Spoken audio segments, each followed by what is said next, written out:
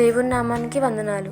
ఈరోజు దేవుని వాగ్దానం: మీరు ఈ లోక మర్యాదను అనుసరింపక ఉత్తమమును అనుకూలమును సంపూర్ణమునై ఉన్న దేవుని చిత్తమేదో పరీక్షించి తెలుసుకొనున్నట్లు మీ మనసు మారి నూతన మొగుట వలన రూపాంతరము పొందుడి.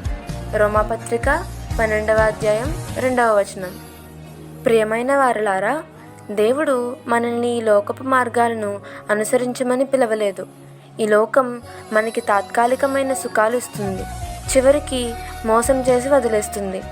కానీ దేవుడు అంటున్నారు, మీ మనస్సును నూతనపరుచుకోండి. అంటే మన ఆలోచనలు, మన హృదయం, మన జీవితం ఆయన వాక్యంతో నింపబడాలి. మన మనస్సు మారితేనే మన జీవితం కూడా మారుతుంది. అప్పుడు మనం దేవుని మేలైన చిత్తానుసారంగా నడుచుకోగలము.